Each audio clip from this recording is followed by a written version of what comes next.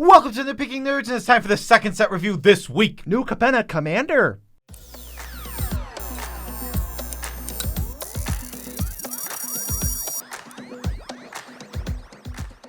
I'm your host, Joe Cherries. I'm your host, Beezy, and that makes us the Nitpicking Nerds. We got videos for you every single day, so if you want to support the channel, the best way to do it is to buy cards, and Amber will show up. If you do, you go to the TCG player link in the description, check it out, buy the cards you would normally buy for the same exact price, but you're also supporting the nerds at the same time. Yes, no extra money spent, and if you do that and we meet our goal for the month, we'll be putting out top 100 blue cards of all time next month. Also, sponsor of this channel, Maraschiello.com. Stay tuned for the mid-roll ad. You'll never see it coming. You never see it coming. And happy birthday to everyone whose birthday is today. So what we're doing is we are grading all the cards from the new Capenna. I was going to say the new set, but then it got confusing because it's new Capenna. I was going to say like new Kamigawa, new Capenna. But new Capenna, the newest of the new Capennas. Every single card, we're giving it a letter grade, A through F. Your Fs are your worst cards. You're probably not going to play these at all. Pretty much unplayable in Commander, except under the most extreme of circumstances. Ds, you're going to avoid these cards most of the time, but there are some niche situations where they are playable. Cs, most decks play a couple Cs here or there, but they're not what you're striving to play. You're looking to play more along the lines of Bs, which are the best cards for archetypes that really bring archetypes together, but you need to be doing that specific archetype in order to make it work. In As, you really don't have to be in any archetype. These cards are just good generically. And the one last thing we'll say is that there are no legends on this particular set review. We're not grading them as commanders. That's for ranking every commander, which is coming out later this week. So there's kind of like no point in saying that all of them are pretty mediocre because they're in the deck, not commanding the deck. So though you're not going to see any legends, just every other commander relevant card from the set. And remember, every card D- all the way to A+, I would consider playable commander cards. So if your favorite card got a D, it might still have a home in your deck, and don't be too sad. The worse the letter grade, the more of a reason you need to play it. Absolutely. So let's hop right into it. It's probably the best card from the whole set, and it's the first one alphabetically. It's Aerial Extortionist, 3 white for a 4/3 flying creature. Whenever it enters the battlefield or deals combat damage to a player, exile up to one target non-land, permanent. For as long as that card remains exiled, the owner may cast it. Whenever another player casts a spell from anywhere other than their hand, draw a card. This card is great. I'm just going to go ahead and start. I'm only giving this an A- and not an A because I'm not sure how good it is yet. We got to play with it, but I know it's good. I just don't know if it's like super mega staple. It is super strong. You get the tempo swing of shutting something out. They don't have access to it at all. They have to cast it. It's not like it goes back to their hand, or they may exile it, or like it goes to their graveyard. They can, access it. Like, they have to cast it. That's the only way they're ever going to access it again. And if they do, you draw a card, and you just draw a card whenever anyone plays a commander or a flashback spell or whatever else. This just does it all, and it triggers multiple times, and you can hit your own things. Whew. Yeah, okay. So another cool thing about this card overall is that it exiles anything. It can hit your permanents if you want to recast them for some reason for a new ETB. You won't, of course, get the draw for that. What I really like about this is if you're hitting big things, they have to spend a lot of mana to recast it. If you're hitting small things, it's easy to recast, but it triggers the draw easier. This card is just great all along the board. Actually, I'm just going to give it an A. I'm just going to say A. I moved up a little bit. We'll start at A. Start at A. This card is really, really good, but it is 5 mana. I love the card. Yeah, we'll get back to you. Let's go to Angelic Sleuth, 2 and a white for a 2/3 flyer. Whenever another permanent you control leaves the battlefield, if it had counters on it, you investigate. So we're talking counters, tribal. We're going to get into the brokers and all of their nonsense counter requirements. This one's pretty tame. It could be +1 counters. It can be indestructible counters. It can be shield counters. It can be whatever. So you're going to get some investigates, but you do want some like sack outlets. Yeah, it's nothing crazy. I think it's pretty good. C+. C+, yeah, it's totally passable. I like this card. When you're sure you're going to have a lot of counters on your creatures and your creatures are going to die, this will let you save up some clues, and then as you have extra mana laying around, you just get to draw those cards and get back in the game. Board gets wiped. Everything had a counter on it. Sure, get like 6 clues. Who's next? It is Boss's Chauffeur, and it is 4 and a white, and it enters with counters equal to 1 plus the number of creatures you controlled. Then, whenever a creature enters the battlefield under your control, it gets a +1/+1 counter. Then when it dies, you get 1/1 green-white citizens equal to the number of +1/+1 counters that are on it. This card is 5 mana. It's a little expensive. It's a little clunky, but it's pretty good. It's going to be a big, giant body, which we're not super excited about, but that body now dies into more things. And if you're playing counters matters cards, you're going to get extra counters on it. You're playing your hardened scales. Every creature is going to add 2 counters to this, which is going to become 2 creatures. So I'm a fan of this card. C, middle of the road. And he slaps himself and he goes, this chauffeur can fit so many citizens in this bad boy. He picks up everyone in his chauffeur, and then he dies, and they all get out. They all come out of him. They're all trapped in his chest. They come out of the car. He gets in his car and he picks up boss's chauffeur's car. Yeah, he picks up everybody. Yeah. He's running around picking up everyone. He really is. Let's go to contractual safeguard. I'm reading over Amber here. 2 and a white for an instant. Everyone's favorite keyword, addendum. If you cast a spell during your main phase, put a shield counter on a creature you control. Choose a kind of counter on a creature you control. Put a counter of that kind on all your creatures. So if you do it on the main phase, you get like this weird board wipe protection that everybody knows about. So don't do that. Try to find some like indestructible or hexproof counter and then spread it across the team. Forget the addendum. Let's go for good counters. Yeah, this card is fine, but I think it's a lot of hoops to jump through. I think it's just a D. It's not bad, but it's not really great. How many different ways are there better to protect your creatures? Yeah, this card's fine. And that's all I could think of to describe it because I'm not excited to play it, and I don't think it does anything crazy. Blends right into the background of all the options we have. Yeah. Some decks will be like, cool, but most decks will go, eh. They might overperform. I could see there being situations where you can get a crazy counter on everything.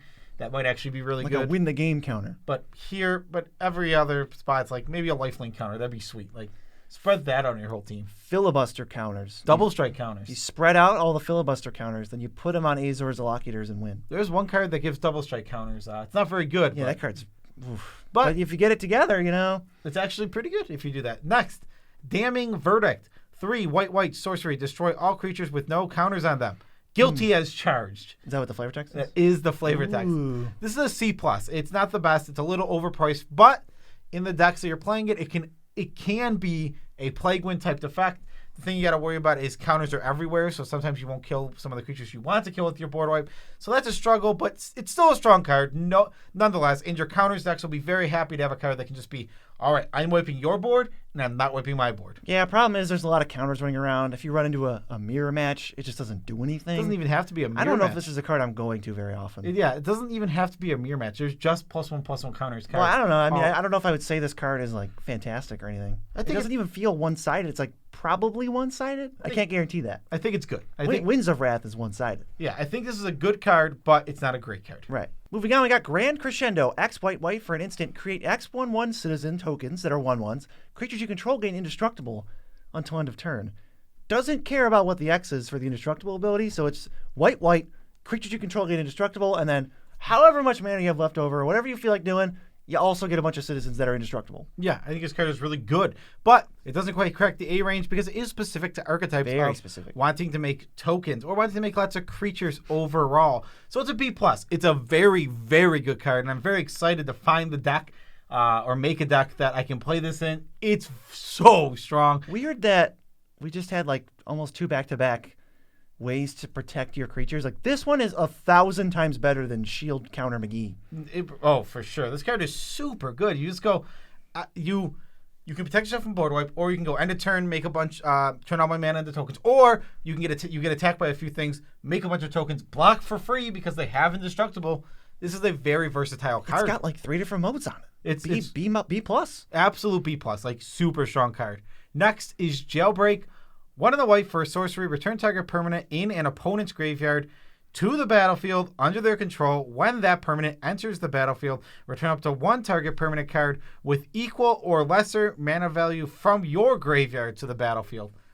Let's just give it a D. I don't think this is a very good card at all. Hard to take advantage of. Hard to get the best value out of it. They're getting a bigger thing. They're getting something for free. Right. They didn't pay mana for this. You did. Yeah, so this is just, I'm going to go ahead and say this is an F. This is not a card that overall is very good. You can jump through hoops to make it good, but it's not good. So F. I'm going to say D. I'm going to keep it at D, and I'll explain why later. For now, it's a D. Okay. Next card then? Next card is I'm adding some mystery. Master of Ceremonies, 3 and a blue, 3 and a white for a 3/4. At the beginning of your upkeep, each opponent chooses money, friends, or secrets. For each player who chooses money, you both get a treasure. Everybody who chooses friends, you both get a 1/1, and everybody who chooses secrets, you both draw a card. There's positives and negatives. The positive is that you're always up more than your opponents. The negatives are that all your opponents gain advantage, and you can't choose what they give you. Yes, exactly. Yeah, they can team up to be like, hey, let's all take 1/1 citizens. Right, and who cares about that sometimes? But also, the whole point of this is, no matter what version I think they do, it is good for you. Let's say they do one of each, that's good. Let's say they do all tokens, treasures, good. Let's say they do all citizens, that's a good rate too. You probably care more about the citizens than them, so even if they try to like deny you cards and mana, you still get the most board presence. Yeah, so this card is fine. I don't like that it has to wait till your next turn. That's where I think give us an ETB. Yeah, give us an ETB and upkeep trigger. I'd be in for that. So C+. I think this card actually is pretty strong. I think you get more. You're going to get more out of it than you might expect because it reads kind of like, your opponents are going to get 2. You're going to use it more, and you're the first one that gets to use it. Yeah. So any cards in mana, you are the first person that gets to use it. That's pretty strong. And if it eats removal, that's fine. It's not too bad. I'm not super high on it. I want to see how group huggy this plays out, because if it ends up being like you're just giving stuff away, I'm off of it. But for now, I think we can put it a C+ and say, let's try it. Yeah, I think it is a good card. Next, we have a card I'm very happy about, and I think it's super good. It's Resourceful Defenses. 2 and a white for an enchantment. Whenever a permanent you control leaves the battlefield, if it had counters on it, put those counters on a target permanent you control. This is also when permanents leave the battlefield, so this is really cool. You can pay 4 and a white to move any number of counters from target permanent you control to another target permanent you control. I'm pretty high in this card. I think this card is really good. It's just a B, maybe even a B+. It's insane. So I gotta start here. First thing, obviously, as your creatures die, +1 counters go to other places. You move your other counters around. If a planeswalker dies and isn't knocked down on loyalty, if it's removed by like a spot removal spell, you can move the loyalty to a different planeswalker or move it on to. You could move it on to Resourceful Denial, but I don't suggest that. What you do instead, and what I think makes this card insane, is you move them onto lands. Now, lands are protected. They're not going to die often. Especially basics. Especially basics. So now even if Resourceful Denial dies, your basic land is now holding those counters. So you can recur it because you're in white. Sun Titan, Savine's Reclamation, etc. Yes, this is awesome. The fact that these counters can basically never be gone as long as this card is on the field. And I love that you can store them on lands even through a board wipe. So board wipe happens usually like there's a card like the Ozolith. Think about that. Where it's like if the board wipe happens, they all go to the Ozolith. But if the Ozolith dies, they're gone. But on this, that doesn't happen. Border happens, you store them all on your land. Mm-hmm. They have to destroy your land now to get rid of all your counters, and then this card still exists. Or they destroy this card, and if you recur it, you can get those counters back off your land. I like what I'm seeing. I think it's a solid B. I think this card needs a lot of explaining because it does look good, but I think it's not. I don't think it's just good. I think it's a great counters card. It looks good, but it's secretly great. Yes. Let's go to Skyboon Evangelist as you fix your smoker's throat. 4 and a white for a 3/3 flyer. When it enters the battlefield, support 6. Whenever a creature with a counter on it attacks one of your opponents, that creature gains flying until end of turn. The support 6 is flashy, but I'm not super high on this because the swings aren't big enough to I don't feel like a puppet master where I'm orchestrating things like, oh wow, if you attack them, it gets flying, but it might have already had flying. This card's fine, but it's not crazy good. I do think it's worded better than something like Abzan Falconer, though Abzan Falconer is better because it costs less and you get it going quicker. This is worded better because it lets your opponents attack each other, and you can't get caught with your pants down where you send everything in and then they kill this. Right. No, there was a trigger and they already gained the flying. They either stop you first or let it through and the trigger goes in the stack. Yeah, so it is worded in a good way. It's just a D+. It's passable. It's even going to perform well for you sometimes. Sometimes you're just going to get 6 counters and feel great about this card. But I'm not looking to play it. It's not high on my list of counters cards. Yeah, it feels like it really wants to be Combat Calligrapher, and that card's insane, but yeah. It's not. Yeah. Next is Smuggler's Share. 2 and a white for an enchantment at the beginning of each end step. Draw a card for each opponent who drew 2 or more cards this turn. Then create a treasure token for each opponent who had 2 or more lands enter the battlefield this turn. All right. I'm interested in this card. I'm going to go ahead and give it a C. It seems fine, but it doesn't seem crazy, and it might play better than it looks. But I honestly, it just seems middle of the road. It doesn't synergize with many decks. Yeah, it's a classic C. It's like a Grave Titan. Well, Grave Titan we think is worse than C, but it's a classic C where it's like, yeah, I could just go in any deck. Does it? I don't know. I don't see myself playing this card other than to test it. I think something else. It compares better to a card like Phyrexian Arena. There you go. It's fine. It'll pass the test. They'll probably get you a decent amount of value, but does it have synergy? Almost definitely not. Almost never. Yeah. Okay, just certainly not. Move on to Blue BZ. And now to reveal the reason why I wanted to give that one guy a D back then. And okay, what I actually meant was There's no Fs now in white. Do you think that blue will have no Fs? No. I don't. Let's read Avon Courier, 1 in a blue. And I will also say, we're not going to spend a ton of time on Fs because we find them uninteresting, and we'll just tell you that we don't like them very much and we don't think they're very strong. This one is a 1/1 flyer. When it attacks, choose a counter on a permanent you control. Put a counter of that kind on target permanent you control if it doesn't have a counter of that kind on it. This reads like a common. Seriously, I don't know what's going on. I don't know what you have to be doing. This broker's little moving all of the dials around and getting a bunch of counters on things just sounds awful to me. Blech. F. Easy. Cephalid Facebreaker, also an F. 2 in a blue for a Cephalid Rogue. He's taking faces, he's not breaking them. His face take. Did I say breaker? Yeah, he's taking them. Face taker, whatever. Okay. It can't be blocked. 1/4. At the beginning of combat on your turn, you may have it become a copy of another target creature until end of turn, except it's a 1/4, and this creature can't be blocked. You can't get ETBs. You don't get any power. This card stinks. F. Move on. Yeah, this is like not what you want out of clone. Let's go to change of plans. X, 1 in a blue. Instant. Each of X target creatures you control connives. Which means you draw a discard, and the non-land cards you discard get counters on the creatures that connive. And then you can have them phase out if you want. But I don't... What's going to be valuable on this card is just the conniving. I don't think you're going to get too much use out of the phasing out. When you want an answer to a board wipe, most of the colors don't just have counterspells, where they just, obviously, every counterspell ever printed is an answer to every board wipe ever printed. But that's not true of green, which is why you might want to play like Heroic Intervention as an out to that stuff. Blue just has counters, so why are we trying to protect from board wipes in a way that isn't that? Well, you really need to want connive, and you probably don't, so it's probably like, what, a D? D minus? D. You just, I don't know what deck wants this. Some decks care. They'll be happy. Somewhere. Next, Extravagant Replication. Finally, an interesting card. 4 blue for an enchantment at the beginning of your upkeep. At the beginning of your upkeep. Let me read that again because my voice gave out. Create a token that's a copy of another target non-land permanent you control. Ooh. It's really flashy. It's really cool. This is it's so really janky. exciting. I love it. It's extremely janky. Yeah, it's cool. This card's amazingly cool, but it's a D ultimately. It's not very good. 6 mana do nothing until your next upkeep is not at all. Just you wait. So just give it a D. I mean, I like this card, and I will say this is one of the coolest cards in the set. It's just not good. Right. It can't target itself, but you can make a copy of it, and then each of the items can target the other one. So then you end up with 4, and then obviously all you need from there is a Paradox Haze, so that you get 100 upkeeps, and then you just win the game.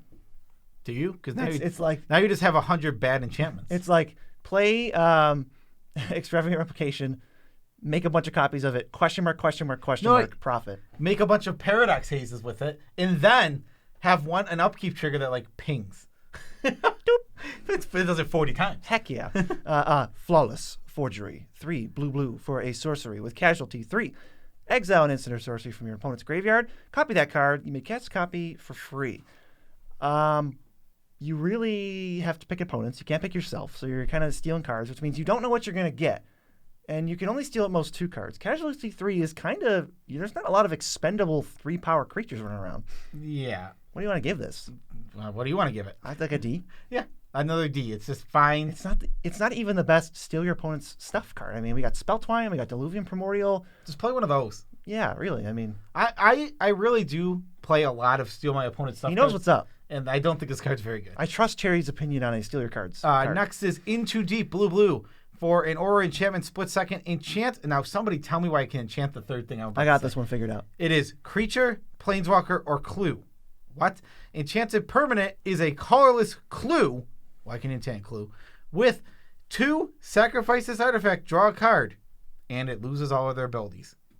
You got to be able to enchant the thing you target, man. You don't. You do not. But if it's not that, I don't know. So I'm going to pretend it's that. This is weird to me. All right, so you can turn a creature or a planeswalker into a clue, and then they could sacrifice it. Though I did realize in this art he has the briefcase from the other card in New Capenna. Like, look at the art. Briefcase. You remember the briefcase card? That's a clue.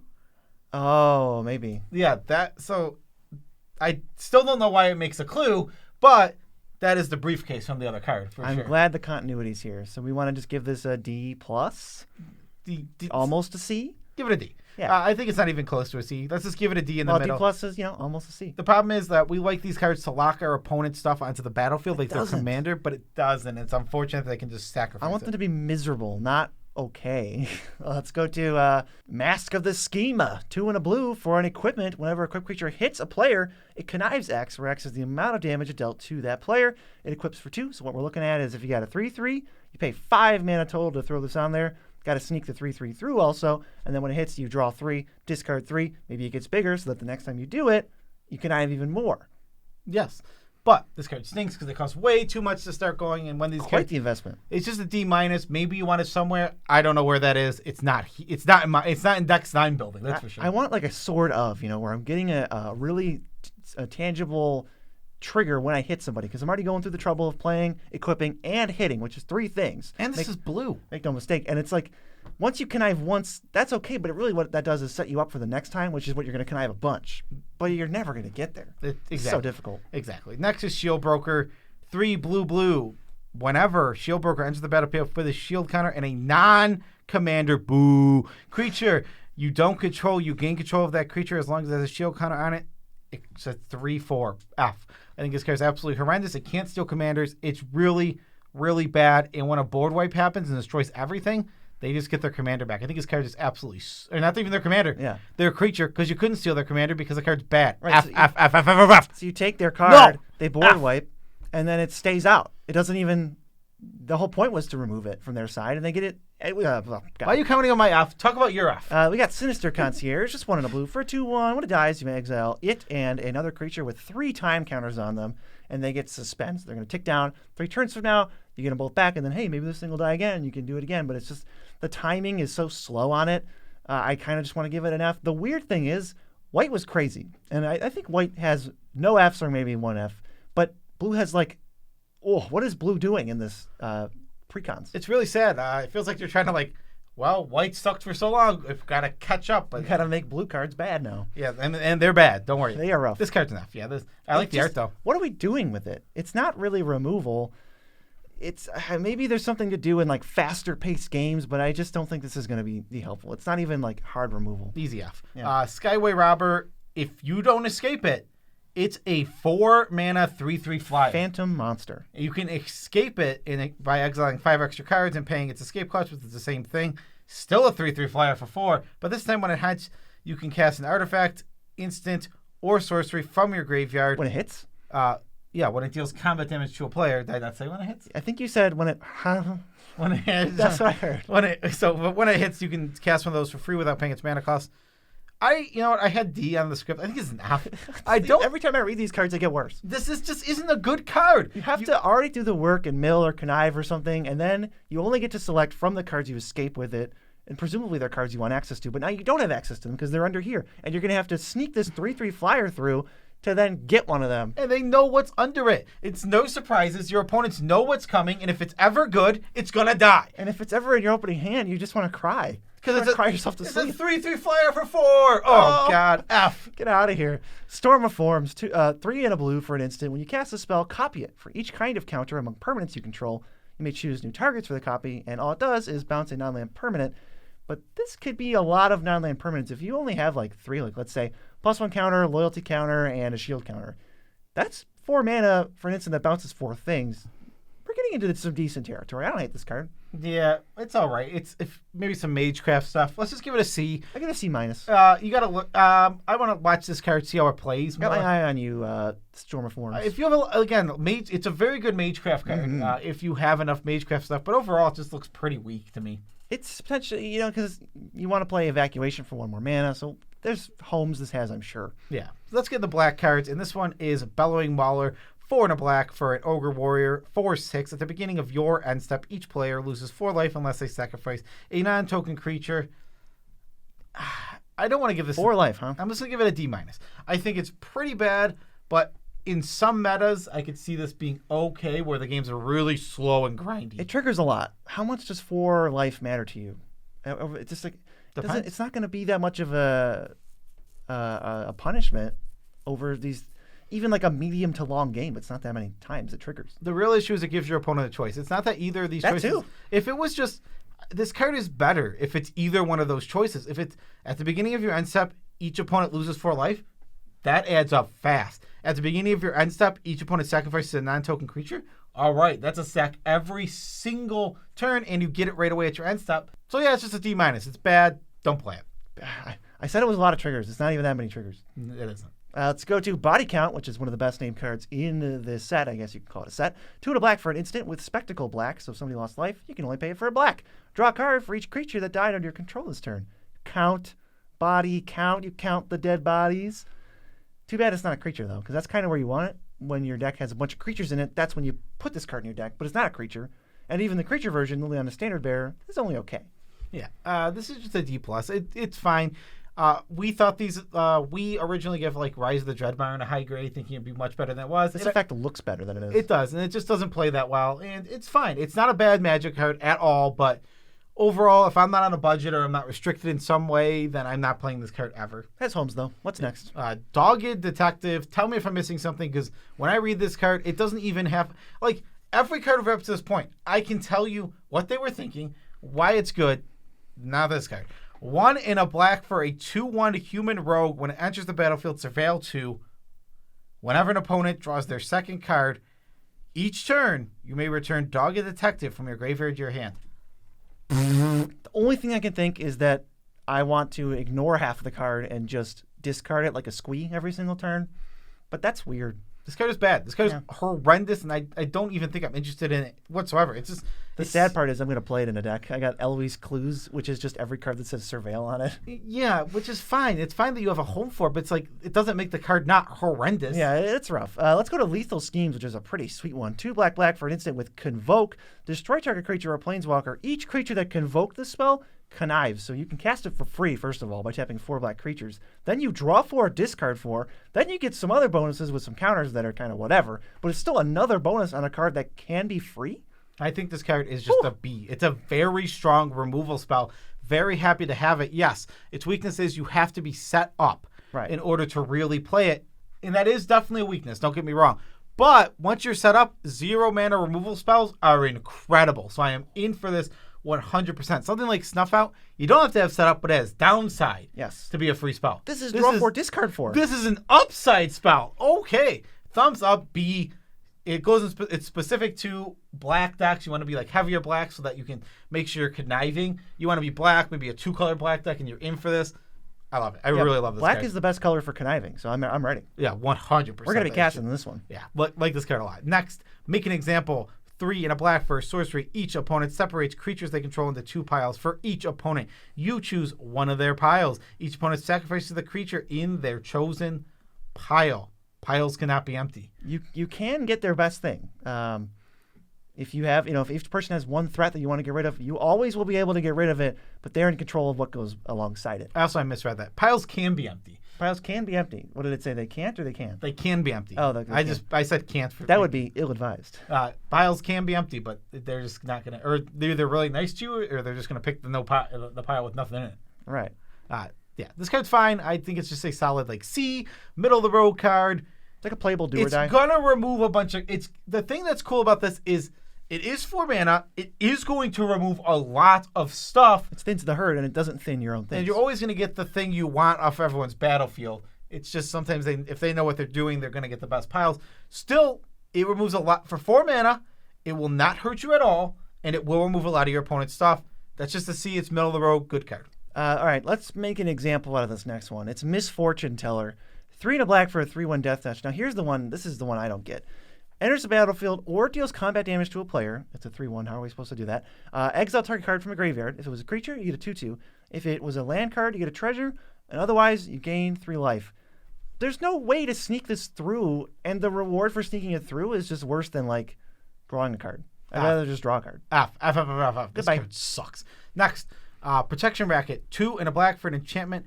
BZ, you didn't ask the question that you wanted to ask.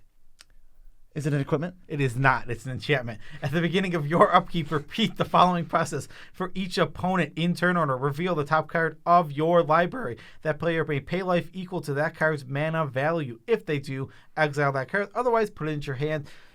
I'm only low on this card for one reason. That's that you never get lands. It's a free roll for them to say 0. Sure, I'll put that into your graveyard. So take how many triggers you think it's going to be, and let's say, hey, I expect this to stay out for 3 turns. That's 9 cards. But 4 of them are going to be lands, so it's really only looking at 5 cards. And anything that costs 1 or 2 is a free roll to just pay life and get rid of. So what are you left with? I think it's a D+. You do see a lot of cards. You get a chance at a lot of cards, but most of the stuff you're going to want, your opponents are going to pay to make sure you don't get. And it's sad because they exile. I'd be happy if this moved them to my graveyard. That'd be a good card because black loves that. It's like, you want to put this in my graveyard? Fine.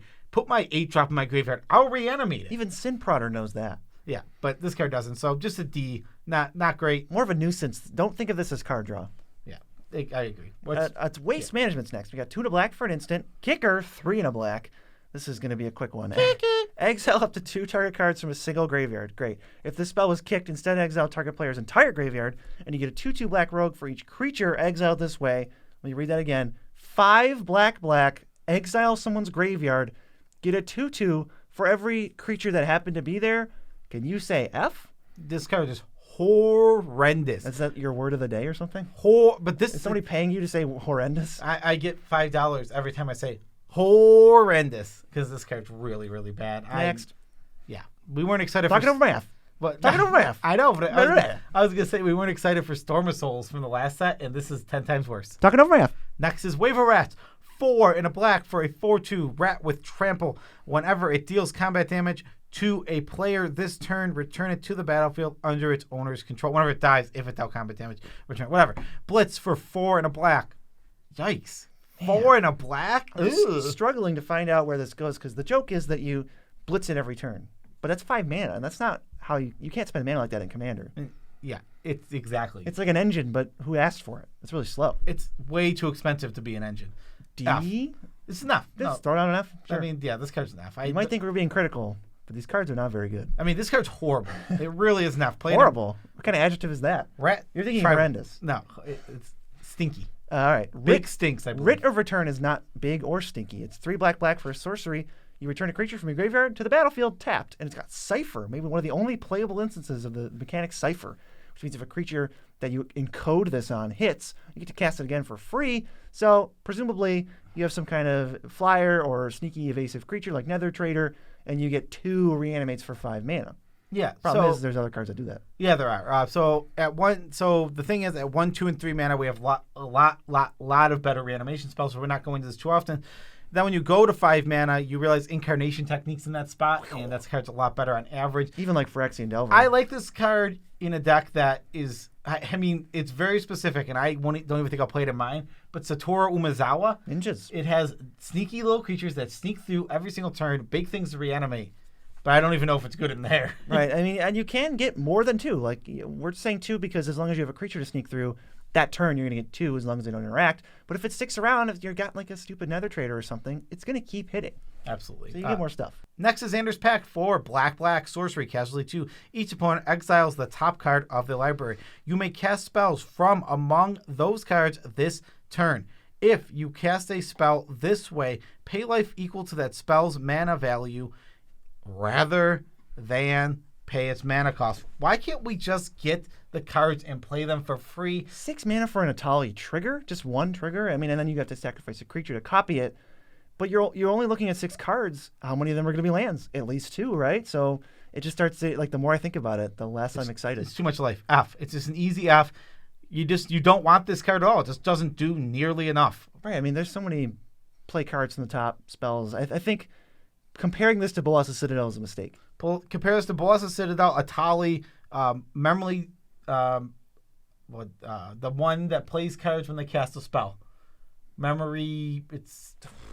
I know what you're talking about. Delusion. Dude. The thought, 5 blue. I know. Enchantment. Yeah, it's like... Mind's Dilation. Delusion. I kept thinking, okay, we got it. You're delusional. Yeah, we did. Now we're moving on to the red cards. We got Audacious Swap, 3 in a red for an instant with Casualty 2. The owner of target non-enchantment permanent, I see you over there, Chaos Warp, breaking the color pie, shuffles it into their library, then exiles a top card of their library. If it's a land, boom, right into play. If it's a spell, boom, cast it for free. Casualty 2 means you can copy it and get 2 of them.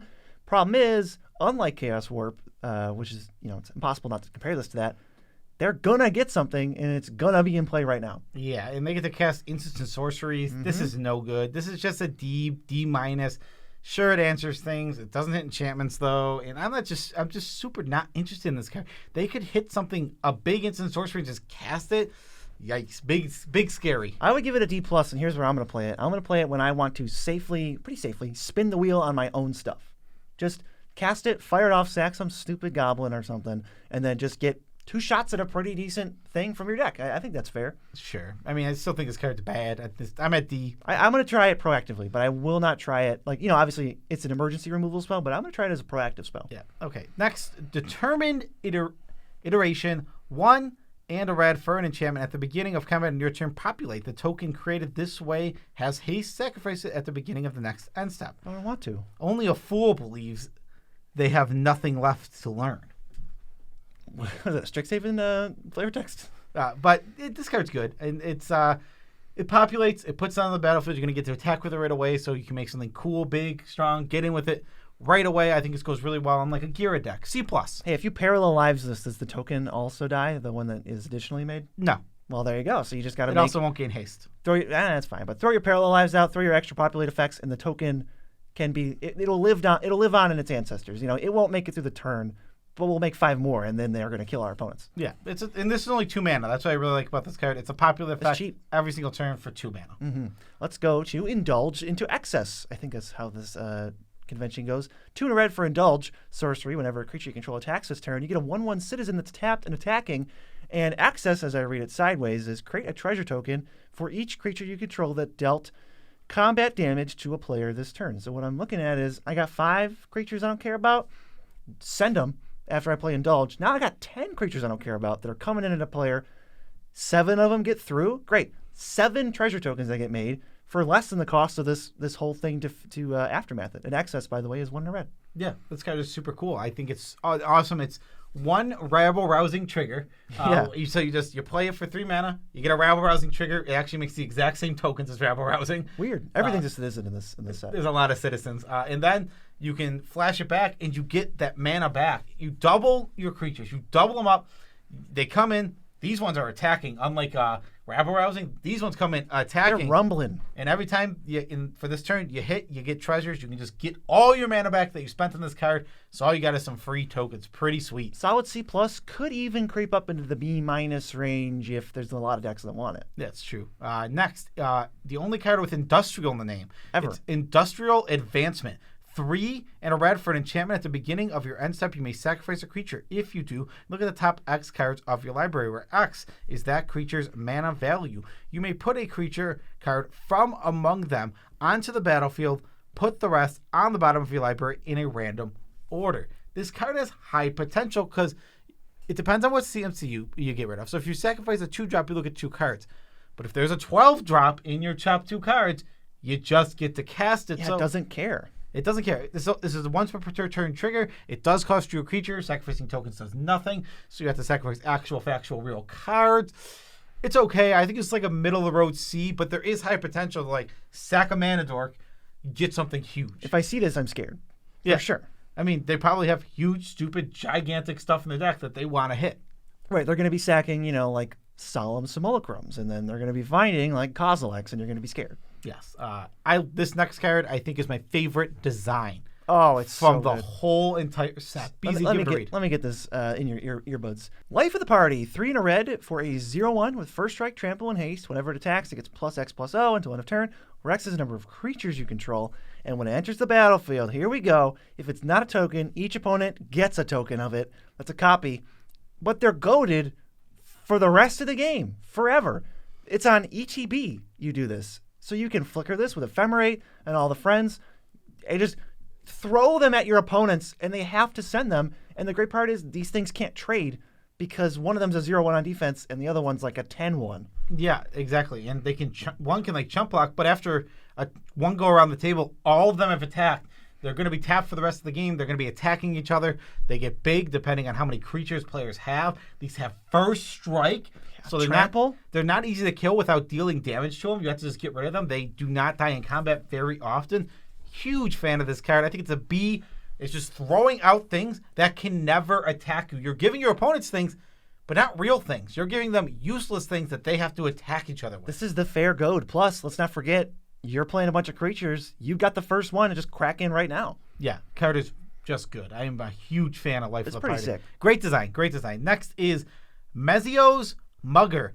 4 and a red for a 3/3 Vishino Rogue. Whenever it attacks, exile the top card of each player's library. You may play cards from among them. Oh, for free? No, you have to spend the mana. You can do it as if it's any color. Blitz for 2 and a red. This is an F. Like I said, this is one Atali trigger that you have to pay for 1 less mana, and it's a 3/3 and not a 6/6. None of that is good. This is garbage. F. What a step down. Then we got this next one. I think this one's actually pretty good. It's called Mox Field, and it's 0 mana for a website. Enchantment subtype website. And as you navigate to Mox Field, increase your win percentage by 25%, because the decks you're building are so much more coherent and organizable that you can see, cut the bad cards, cut the outliers that you didn't realize were there because you got the best viewing site ever, and then now your deck's just better as a result. Yeah, they have a lot of different ways to visually look at your decks. You can do grids, you can put them into categories, you can sort them by tags, you can sort them by types, you can sort them by mana value, you can sort them by color, you can do it however you see fit. There's tons of ways to sort the cards. Look at your deck, figure out what you want, make it even better. I absolutely love Moxfield.com. I use it for every single one of my decks. Anytime I make any change to my decks, the first thing I do, go to Moxfield, make that change so that when I go back to that site later, I know that's the exact deck I'm playing. Head over there, follow us, and then build some decks of your own. Let's go to the actual next card. Yeah, follow us, the most followed account on all of Moxfield.com. It's true. I know I got you really hard and you're mad. You're like, man, I thought he wasn't going to get me. And he got me anyway with the Moxfield ad, but it's okay. Because we got Reign of Riches. 3 red for an enchantment, ETB, make 2 treasures. The first spell you cast each turn from treasures has Cascade. So I'm a little bummed that it's the only the first one each turn. That probably takes this thing down quite a bit. It's a lot of mana also for an unknown effect. I have no idea how good this is going to be when I Cascade twice. I think this card is absolutely busted in half if you can just do it over and over. Right. I'm glad it says that, but as a result of it saying that, it's probably like a D+. It fits in Prosper. Prosper loves this card because Prosper already loves Cascade. It loves all that stuff. So yeah, D+ is a good rating for this card. Still pretty cool. Next, we have Rose Room Treasurer, 3 and a red. I read that. 3 and a red for a 4/3 Ogre Warrior Alliance. Whenever a creature enters the battlefield under your control, if this is the first or second time it's triggered, you get a treasure token, and then every other time you can pay X to deal X damage to any target. Yeah, so what I'm really interested in, and what this card only needed to say to get a C+ grade that it gets, is first 2 creatures that enter every turn, you get a treasure token. Sweet. That's going to refund, the first creature helps refund the second creature, which then gives you mana. And if there's a dumb utility creature, great. Ping it off, but that's bonus. And also, on top of all that, I love that at the end of every single turn, if you're a deck that's playing a ton of creatures, any extra mana you have, throw it out there. Just whatever. I'll just go, boom. You get hit for an extra 5 damage because I had 5 extra mana. Right, exactly. Just take that much damage. Instant speed ways to make creatures too just gives you more treasures on a turn cycle. Yeah, exactly. It's just, I like the bottom ability is gravy and not what makes it good, but it's still great that we have it. It's nice to have. Let's go to Seize the Spotlight. 2 and a red for a sorcery. Each opponent chooses Fame or Fortune. For each player who chose Fame, you active treason something until end of turn. It gains haste. And for each player who chose Fortune, you draw a card and you get a treasure token. I think this looks bad, but is secretly kind of okay. What I want to do is play with sack outs, obviously. Because when I have a Viscera Seer in play and I cast this, it's not gain control, it's destroy your best creature. So then they're more tempted to give me a treasure and a card, which is what I actually want. But I'll take either one. Yeah, this card is just a middle-of-the-road C. You need sack outlets. You need to be in a specific kind of deck. Obviously, the Marchesa of the Black Rose loves this card. It's like perfectly designed for that deck. But it's whatever. I just seize the spoils. I'm not excited about the card. It's cool. I am excited about this. And I wish my opponents would just, if this is, imagine how good this card is. It's not a choice. Your opponents just you just draw 3 cards and make 3 treasures. So it's 0 mana, draw 3. Is that good? Well, yeah. Oh, okay, yeah. I mean, it's sad because it's better than 0 mana, draw 3. Because you can store the mana if you want. The card's insane. Yeah. That card would be nuts. And I want to play the mind games and get there. Yeah. Next is Spellbinding Soprano, 1 and a red for a 2/2. It's a bear. It's a human bard, weird. Whenever it attacks instant and sorceries, you cast this turn, costs 1 less to cast. Encore for 3 and a red. So your instant sorceries are going to end up costing 3 less? This card's whatever. I don't know. I'm not excited about it.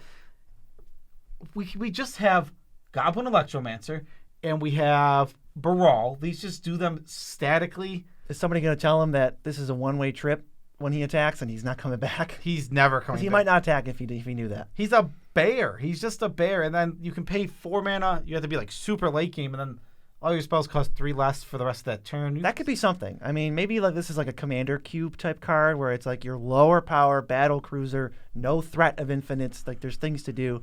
So it's like a D. D. Good grade. Good D. All right. This card is going to be the quickest read ever because I just hate it. Turf War. 4 and a red for an enchantment. When it enters the battlefield, for each player, put a contested counter on one of their lands. Whenever a creature deals combat damage to a player, if they owned a land or controlled a land with a contested counter on it, the person who dealt damage steals it, and then this obviously just goes round and round and round, and you're giving away all these lands. But you spent 5 mana to put this thing on the field, and my land can still get stolen? I am offended. Yeah, it's awful. Next, Bribe Taker. Moving in the green finally. 5 in a green for a Rhino Warrior with Trample. When it enters the battlefield, it's a 6/6 also. When it enters the battlefield, for each kind of counter on permanents you control, you may put a counter of your choice between a +1/+1 counter or a counter of that kind on to Bribe Taker. This goes in exactly this precon and nothing else because that's not many other decks. It's just a D-. It's Why am I paying so much vanilla tax on this? It's a 6/6 for 6. Oh. And it's probably going to end up being like a 10/10 for 10 with like 2 other counters. 10/10 for 6. It's just not that good of a card. That's an F all day. It's sure, yeah, F for this card. I don't like it. Next, we got Caldea Guardian, 3 and a green for a 4/3. When it or another creature with mana value 4 or greater dies under your control, you get 2 1/1 green-white citizens, and it blitzes for 2 and a green. So, worst case scenario, you blitz it out, draw a card, make 2 1/1s, and maybe chunk somebody for 4 damage. That's not the worst fail case on a card. Some of these cards, the fail case is you play them. So, I'm happy to have this thing, which works with other mana value creatures. Get your sack outlets, get your Phyrexian Altar type effects, and go ham. I'm a big fan of this card. I think it's really cool. I think you get a lot of mana back for you.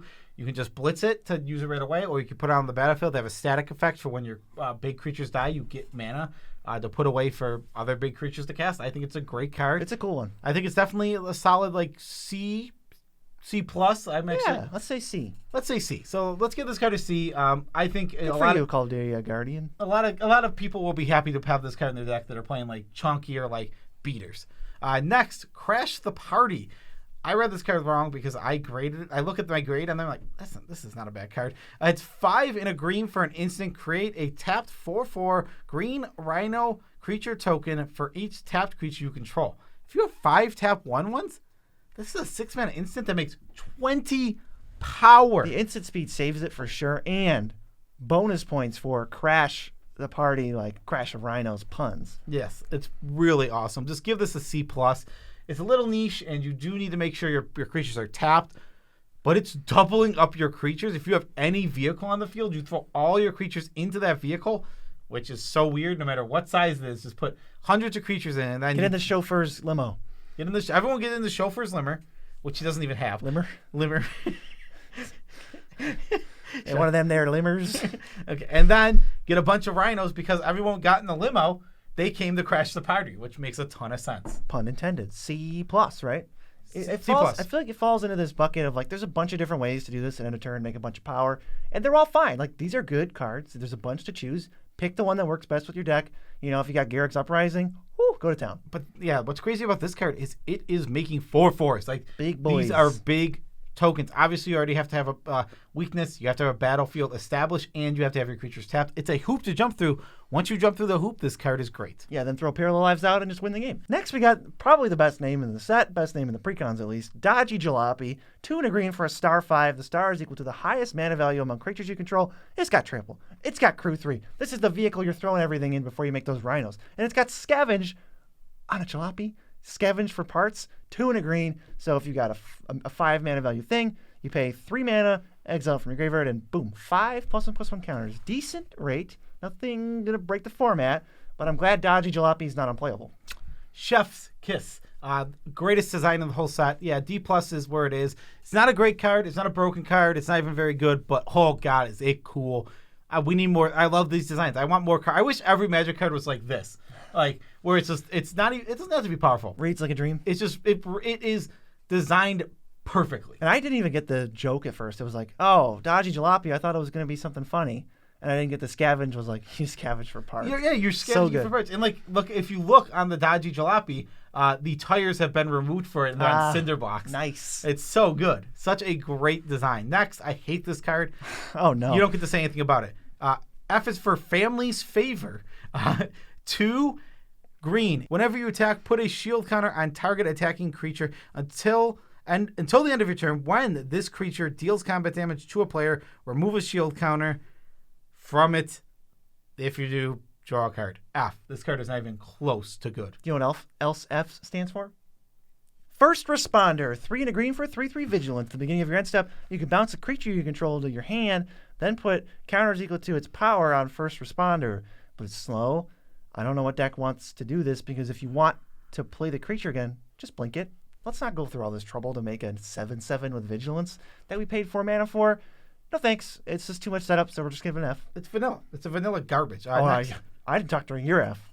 You're right. I'm sorry. Next is Killer Service. This is 2 and a green for an enchantment. Again, apparently I just have 2 of those in a row.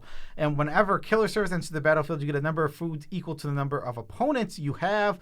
At the beginning of your end step, you may pay 2, sacrifice a token. If you do, create a 4/4 Rhino creature token. F. Why are we doing this? We don't need to make 3 Rhino tokens for 1,000,000 mana. But also, right, it's you only do one at a time. Yeah. So it's not even quick. Can't even give it that. Next of Kin, another 3 mana enchantment, but it's an aura. Enchant creature. When the creature dies, you can put a creature card you own with lesser mana value from your hand or command zone onto the battlefield, and then you put Next of Kin back onto the thing you just put out. Problem is the pool gets pretty limited between 5 or 6 cards in hand plus 1 in the command zone, and the number always goes down. So you can't really find a way without shenanigans, which are nice to have. But without shenanigans, you can't loop your commander with this at all, and it's a little slow on when you can do it. So we're just gonna give it an F. Some deck, maybe with Arden, is happy to have this, but in general, I just wouldn't touch it. Yeah, another F. Jesus, want to talk about Fs? Parkite Mavericks, 2 and a green for a dethroned 2/2. That means if it attacks the player with the most life, it gets a counter. It can't be blocked by creatures with power 2 or less, so it can't be kind of chump blocked, whatever. Whenever Parkite's Maverick deals combat damage to a player or dies, proliferate. It's just an F. This card's really bad. You sound really jazzed about it. I'm not. How about Scepter of Celebration? 2 and a green for an equipment. Equipped creature gets +2/+0 and tramples, and whenever it deals combat damage to a player, you get that many 1/1 citizens, and it equips for 3. So really clunky upfront cost of 3 and 3, so 6 mana, suiting something up. The thing you're suiting up probably has to be big for you to get any sort of benefit from this, in which case, I'd kind of rather just give a double strike or some other thing. I don't necessarily need the citizens. I'd rather just kill my opponent. Yeah. So it's like a D. This is a D, yeah. I mean, Subpar it choice. turns any of your creatures into Tanas. Yeah, which is whatever.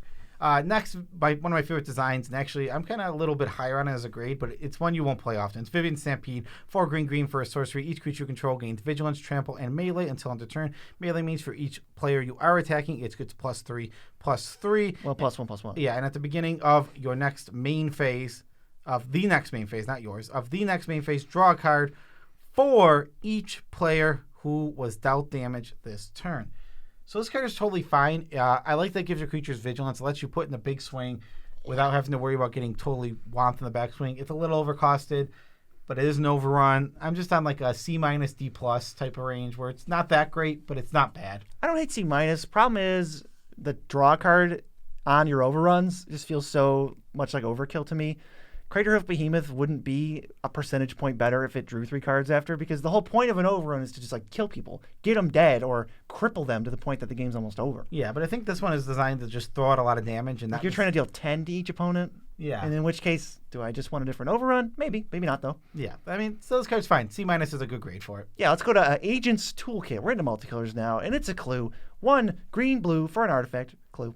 Enters the battlefield with a +1/+1 counter, a flying counter, a death touch counter, and a shield counter on it. Okay? Whenever a creature enters the battlefield under your control, you can move one of those counters I just mentioned to the creature. 2, sacrifice it, draw a card, because obviously it's a clue. I just think this is as simple as it gets. If you're not exactly the deck that this came in, Brokers, precon counters. it's no good. And that's it. I do like that it cashed in at the end, though. D, it's very specific to one deck. Super cool. I don't know if you know this, but you actually have the next card as well. I have the next card as well, but the next card is Brokers, Confluence.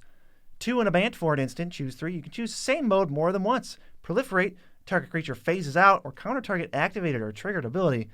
Where's the mode that I want to cast? There isn't one. Triple proliferate for 5? Where's the mode that I even feel like I'm getting my mana value? This is like ridiculous. This card could be green, white, blue, and I'd probably still give it a D. And it's 5 mana. I think you should just stay far away from this card. I think it's an F. What could you possibly do with this that you feel like is worth 5 mana? Yeah, we'll just move on to the next one. It's Cabaretti Confluence, which is a sorcery. It's 3 and a Naya for sorcery. As I said, choose 3. You can choose the same mode. Create a token that is a copy of a creature you control. It gains haste, sacrifice at the beginning of the next end step. Exile target artifact or enchantment. Creatures you control get +1/+1. Gain first strike, not even trample. So you kind of want to have a big creature and make 3 of them. So that's like, I feel like that's the only mode where you're getting your money's worth. So maybe this is like a D and not an F, because I feel like if you're chucking out 3 Inferno Titans, that's 6 mana value. It's just bad. I mean, yeah, D, sure. That's where I'm at. D, but I'm not excited about this card whatsoever. Next, we got Cryptic Pursuit. It's 2 blue-red for an enchantment. Whenever you cast an instant or sorcery spell from your hand, got to get another keyword in here. Manifest the top card of your library. So it's a 2/2. If it's a creature, you can turn it face up for its creature cost. And whenever a face-down creature you control dies, exile it if it's an instant or sorcery. You can cast that card until the end of your next turn. Ooh, so it's like Talrand, sort of. Casting instant or sorceries, makes 2/2s from thin air. But then when they die, you draw a card if they're an instant or sorcery, basically. Yeah, it's a B-. Every single thing you do, you get a 2/2. And like you said, every time your manifest dies, if they're instant sorceries, you just get to cast them until your next turn. I really like this card. It's powerful. It's not broken. It's not busted, but it's a really, really cool card that just... We like these... You want to have 1 or 2 of these token makers in your Spell Slinger's deck so you can protect yourself a bit. This is a really good one because when they die, you get to cast them. Also, when someone attacks you, you know which ones are which. You can look at them so you can know when to block. Here's a question now. Then we're moving on to the next card. What card would be really, really good in this Broker's deck where you're trying to proliferate counters? Well, it'd be our generous patrons who are absolutely amazing. We love you all as much as we can without making you uncomfortable. Thank you all for the direct support via patreon.com. You give us money, and with that money, we make this channel as good, better, faster, stronger as we can, and BZ keeps looking like an idiot. Does it look like I'm running or making fart noises with my armpit? He just looks... I'll put your hand like this. Let me see. Yeah, fart noises for sure. Somebody gift this. Whoa, it's so funny. It's so funny. All right, how about an actual card? We're so tired. Grime Gorger, 2 black-green for a 3/3 menace horror. When it attacks, exile up to 1 card of each card type from defending player's graveyard. Put a +1/+1 counter on this thing for each card exiled this way. Somebody tell me what I could do with this that isn't just make an 8/8 with menace for 4 mana in the Commander format. I want to love it because I love green-black cards, but this is just stinky. Yeah. It smells like poop. It's just enough. I mean, it has to be super late game, and even then, it's still pretty bad. There's just nothing there. I hate when they make the cards that are just nothing. Agreed. I like this next card, though. It's Life Insurance, 3 black, white for an enchantment. Extort is back only on this card, which means you can pay 1 black or white mana to cast a spell, and then each opponent loses 1, and you're going to gain 3. Whenever a non-token creature dies, you lose 1 life and make a treasure token. There's potential here. Any non-token creature. Yeah, this is a solid... I think I give it a C original in what I thought. Let's give it a B. I think it's a B-. Yeah. I think it's in B- range. It's a lot to pay. It has Extort, which is great. And whenever your non-token creatures die, you're getting treasures. All right. I am in for this. Super strong card. Definitely in the B range. B- is, I think, my final grade. I mean, like, if you're in a deck that wants Blood Artist, Sack Outlet type stuff, you basically don't lose a life when things die. And you have full control over it. And that means the spell's going to cost like 0 mana when you play it. This has just got mwah written all over it. It does have mwah. I couldn't think of a word. What's the flavor text? Mwah. All the money. No. All the money in the world won't buy back a pulse. Jeez. I believe mwah was what That's we were pretty looking brutal. for. Next, Maestros Confluence. These suck. I am so sad. The original Confluence is ruled, and these suck. Yeah, these are rough. 3 and a Grixis for a sorcery. You know the rules. 6 mana sorcery. 6 mana sorcery. Return target monocolored instant or sorcery from your graveyard to your hand. What? That's it. Target creature gets -3/-3 until end of turn. What? Goad each creature target player controls. Okay, that one's got potential, but it is not worth 6 mana to goad everything. That's just Disrupt Decorum. Which is a 4 mana card This card sucks. D-. What is going on? It sucks. Who balanced the confluences? It's like a different person that balanced all the other cards, and then they brought in a special expert to balance the confluences so that they weren't that good. It's just really sad because the confluences just aren't good. It's like you could double all of them, and they would, maybe not the Cabaretti one, but like this one, you could like double everything. Like the last one is just goad everything, and then it's like -6/-6, and get 2 instants of sorceries back, and it's like, that'd be okay. Now we're talking about a good card. That'd be like it's D. No, well, it's bad. Okay, let's try the Obscura one. 1 and an Esper for an instant at least. Choose 3. You may choose the same mode more than once. Until end of turn, target creature loses all abilities and becomes a 1/1. Target creature connives. Come on. Target player returns a creature from their graveyard to their hand. Okay, so this one kind of has a saving grace like emergency mode. And by emergency mode, I mean it has one playable mode to where most of the time you cast it, it's going to be get 2 creatures back, make something a 1/1, and mess somebody up. So you know what? This one I don't think is an F. I'm going to give it like a D+, maybe a C-. There's at least stuff to do, but so help me God, do not pick target creature connives. D+. I mean, this card's not good. I mean, it's just another bad card. Read the next one because I'm sick of talking about these confluences. All right. Prosperous Confluence. Just kidding. Prosperous Partnership. 1 red, white for an enchantment. When it enters the battlefield, you get 2 citizens, and then you go, now kiss, and you go, mwah, mwah, mwah. And you tap 3 untapped creatures you control, create a treasure token. So this is really weird because, like, I think you're supposed to pay attention to the first line and be like, oh, they're getting married. I was like, what do you think they're doing in the second line? They bring in, maybe a friend of a friend, or they go on Tinder. I don't know. They're looking for a third, and then they just make money together. You are really tired. You never go off PG. It's just like, what else am I supposed to get from? They're together. They're so obviously in love. What can 3 humans do together? Start a small business? No. What can 3 humans do together that are clearly in love, right, to make money? Do we have to say anymore? They're tapping. Also, it's not even like I can just say they're tapping each other, and it's like, yeah, they are. So this card is actually pretty sweet. I think it's cool. We're losing our lives. The fact that this just sticks out, and then all your tokens, including the 2 you just made, just go. I got 6 creatures. I don't have lethal attacks yet. Like make 2, 3, 4 treasures, and just kind of goes over and over. It helps you put more creatures in play. I like the snowballing nature of this card. So no, you're now just being like, now kiss, mm-hmm. and then you have a third down going, now and kiss. Here's Jim. Now kiss, Jim. Now kiss, Jim. Next, Riveteers Confluence, another one. 2 and a Jund for a sorcery. You know the rules. Draw a card, lose a life. Riveteers Confluence deals 1 damage to each creature and planeswalker you don't control. You may put a land from your hand or graveyard onto the battlefield tap.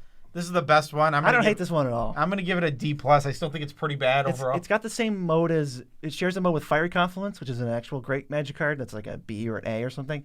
This one, you really don't want to put lands from your hand out. Putting lands from your graveyard out feels pretty good, though. So maybe this is like a Lord Windgrace. It would feel nice to sweep away the tokens, get 2 lands out for 5 mana. Do they come in untapped or tapped? The lands? They come in tapped. Well, we tried.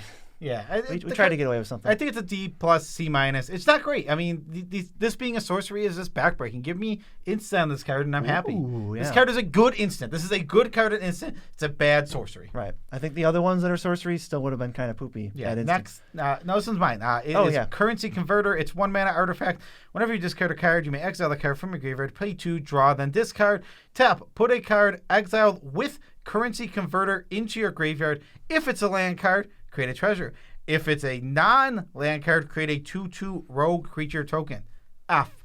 It's weird. When you're discarding cards, you kind of want to either use Madness or have some kind of... Your fallback plan would normally be like Containment Construct, where you can just cast the card anyway, and it kind of gives it like pseudo-madness. This just says it's trapped under here, and the only thing you can ever get out of it is treasure or rogue.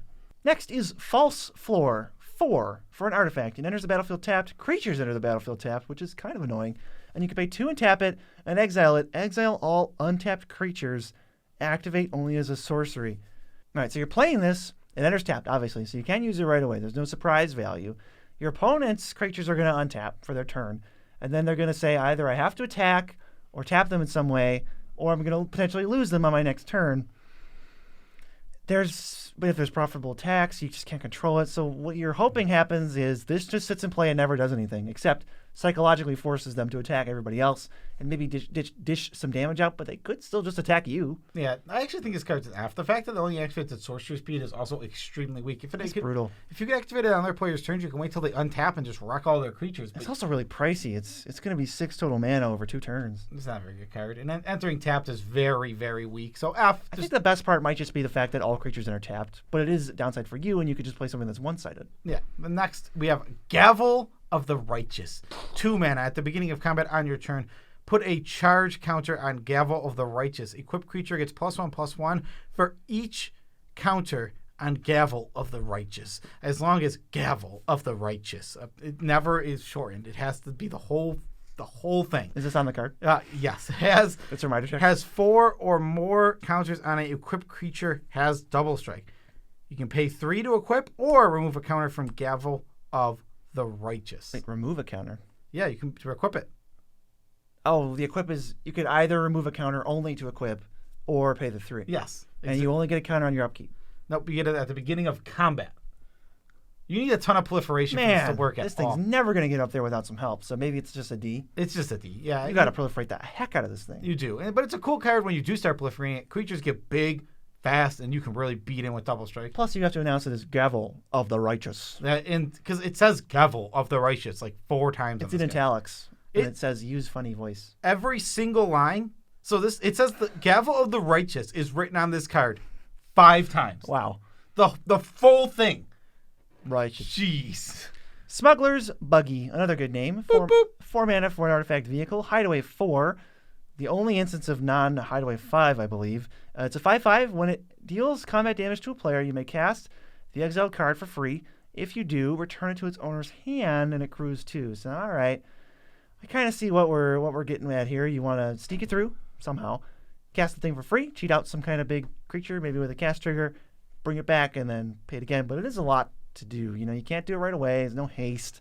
It's 4 mana every time. You don't feel like you're cheating too hard with this. D. Put it in your vehicle's decks and don't put it anywhere else. I think it's pretty simple. That sounds right. Yeah. Next, Weathered Sentinels. 3 mana for an artifact wall. 2/5. Defender, Vigilance. Reach, Trample. That's right. This wall has Vigilance. Weathered Sentinel can attack players who attacked you during their last turn as though it didn't have Defender. When it attacks, it gets +3/+3 and gains indestructible until end of turn. F. Jeez, that's it? With this like Okagachi type thing of like you come at me, I come at you way harder. It's like these cards could just be way more pushed because the whole point is to deter an attack. It's like even if this thing said it gets +50/+50, that is not even that crazy because they have 100% control over when it does that. And now the last cards, there's 5 here. These are the ones you can only get in set boosters, not actually in commander decks.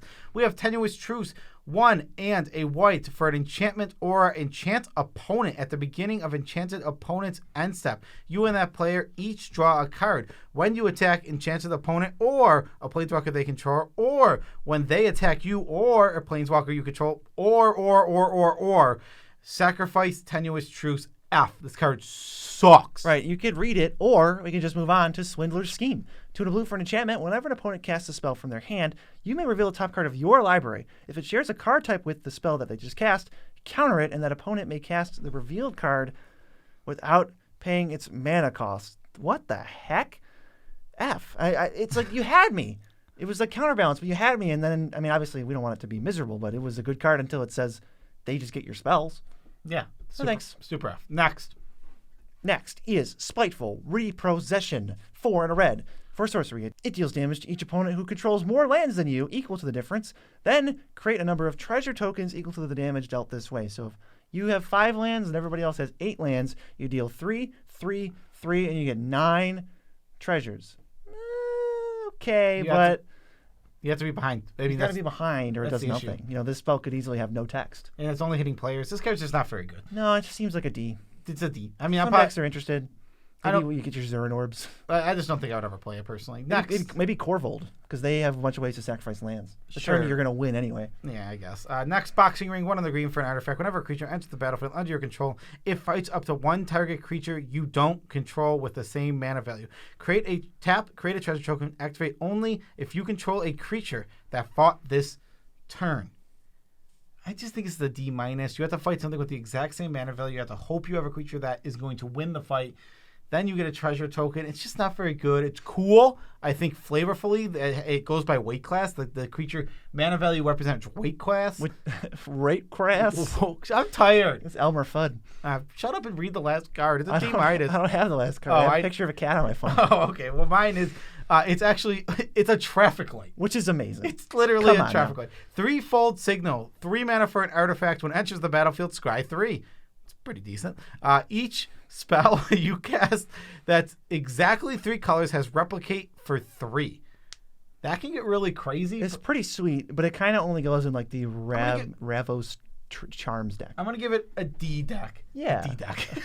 Just a D. I'm going to give it a D and just say this card's not very good. The deck is... There is now like 2 cards. It's blooming into existence. The Ramos Dragon Engine, or Ramos Charms deck plays a bunch of charms that are all 3 colors. This is where we're slowly getting to a playable deck that is all about 3 color spells. Just like we slowly got to a playable deck with Niv Mizzet. And Pirates, all those different stuff, yeah. About 2 color things. So it'll happen. We'll eventually get there. But, so overall thoughts here. There's a lot of great white cards. Yeah, white was the winner of this set for and black had some decent cards. There was a good card in every color except for blue, I think. Blue just was terrible.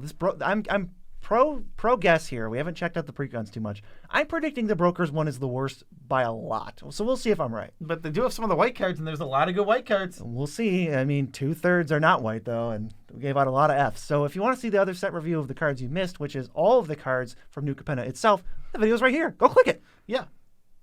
Peace out, Trap Scouts.